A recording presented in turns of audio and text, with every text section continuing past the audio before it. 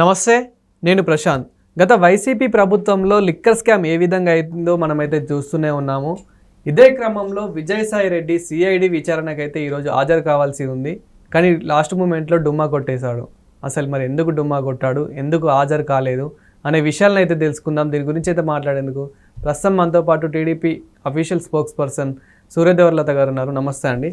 నమస్తే మేడం, ఈరోజు విజయసాయి రెడ్డి సిఐడి విచారణకైతే హాజరు కావాలి. ఏదైతే లిక్కర్ స్కామ్ ఉందో ఈ లిక్కర్ స్కామ్కి సంబంధించి హాజరు కావాలి. మరి ఎందుకని హాజరు కాలేదు? విజయసాయి రెడ్డి గారు అయితే గతంలో కూడా చెప్పారు. ఏమని అంటే, నేను ఎప్పుడైనా సరే కేసు గురించి నా అవసరం ఉంటే నేను వచ్చి చెప్తాను అని చెప్పి మాట చెప్పడం జరిగింది. లిక్కర్ స్కామ్లో కావచ్చు, దేనిలో అయినా కానీ. అంటే పోర్టు విషయంలో జరిగిన ప్రెస్ మీట్ అప్పుడు చెప్పడం జరిగింది.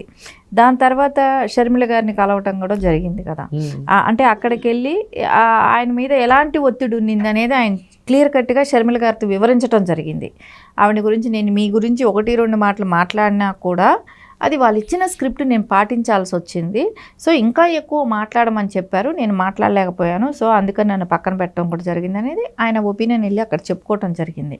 అంటే ఆయన మీద ఏ రకమైన ఒత్తిడి ఉంది అనే దానికి నేను ఎగ్జాంపుల్గా షర్మిల గారి విషయం చెప్పాను అనమాట. అంటే ఇప్పుడు ఆయనని బెదిరింపులు ఏమైనా వెళ్ళాయా అంటే, యాక్చువల్లీ ఈరోజు వస్తాను అని చెప్పారు ఒకసారి. తర్వాత రేపు రావటానికి నాకు కుదరదు అన్నారు. యాక్చువల్లీ ఆయన రాజకీయ పరంగా లేరు, ఇప్పుడు లేరు.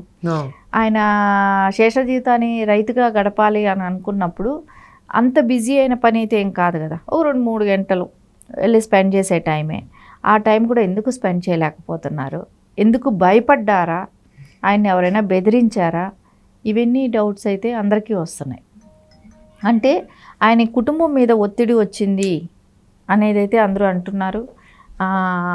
అంటే ఈయన వెళ్ళి జగన్మోహన్ రెడ్డి గారి మీద ఏమైనా ఈ ఉచ్చులో జగన్మోహన్ రెడ్డి గారికి కూడా ఇన్వాల్వ్మెంట్ ఉంది అనేది విషయం ఖచ్చితంగా విజయసాయి రెడ్డి గారికి తెలుసు. ఈ కేసులో ఎవరెవరు ఇన్వాల్వ్మెంట్ ఉన్నది అనేది అయితే ఖచ్చితమైన అవగాహన ఉండేది విజయసాయి రెడ్డి గారికి. ఆయనకి అందరి గురించి తెలుసు కాబట్టి. ఆల్రెడీ కసిరెడ్డి రాజశేఖర్ రెడ్డి గారు ఆయన హైడ్లో ఉన్నాడు, ఎక్కడ ఉన్నారో తెలియట్లేదు. ఆయన వెతుకుతున్నారు ఒక పక్క. ఆయన ఇక్కడే ఒకవేళ ఇండియాలో ఉన్నారా, దేశం దాటించారా అనే డౌట్ కూడా వస్తుంది.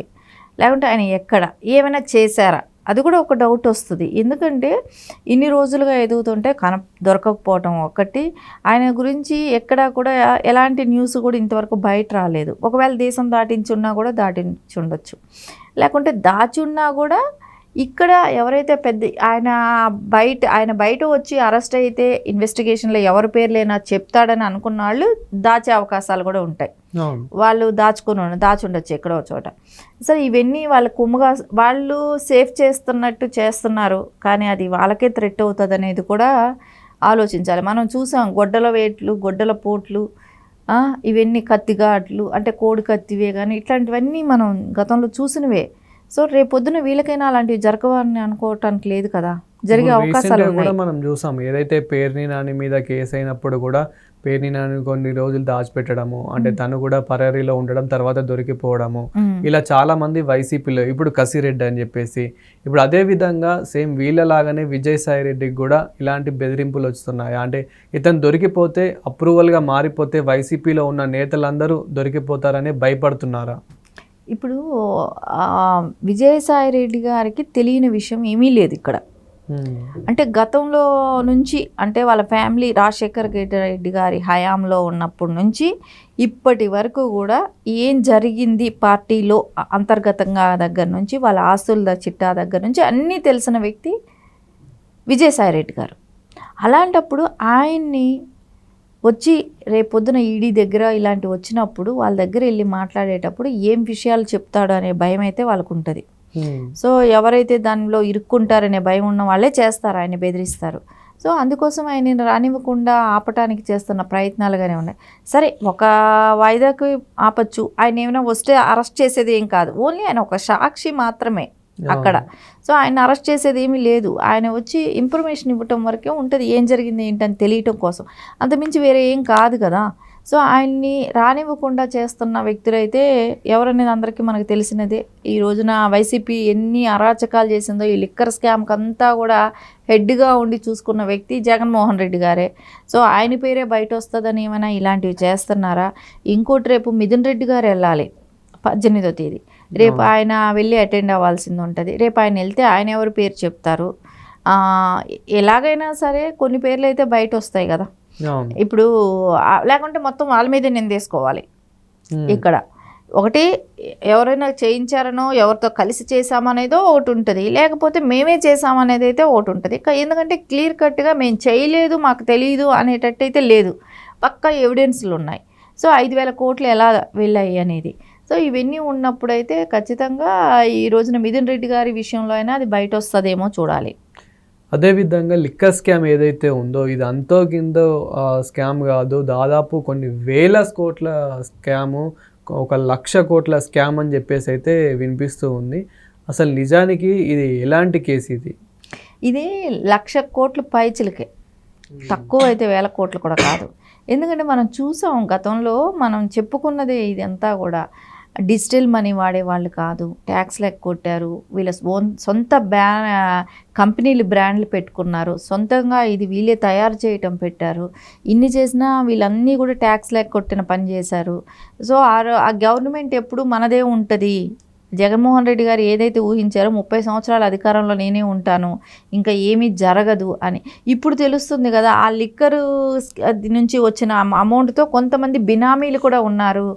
ఆ బినామీల మీద ఇన్వెస్ట్మెంట్స్ జరిగినాయి, కొన్ని కంపెనీస్ పెట్టున్నారు, ఇవన్నీ బయట వస్తున్నాయి ఇప్పుడు.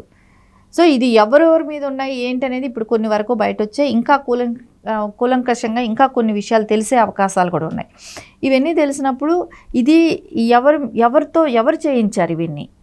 సో ఇలా ఇన్వెస్ట్మెంట్స్ అన్నీ కూడా ఎవరు చేయించారు ఇవన్నీ కూడా తెలుస్తాయి ఖచ్చితంగా. ఎందుకంటే ఇన్ని లక్ష కోట్లు పైచిలకే కాబట్టి ఇంత డబ్బుని ఎక్కడెక్కడ ఇన్వెస్ట్ చేశారనేది అయితే తెలియాల్సింది ఉంది. తెలంగాణలో కవిత గారు కేవలం 100 కోట్లు స్కామ్ చేస్తేనే తనకి తీహార్ జైల్లో ఏ విధంగా శిక్ష పడ్డదనేది మనం చూసాము. అలాంటిది ఇక్కడ వైసీపీ పార్టీలో నేతలు 1,00,000 కోట్ల వరకు స్కామ్ చేశారు అంటే వీళ్ళకి ఎలాంటి శిక్ష పడవచ్చు?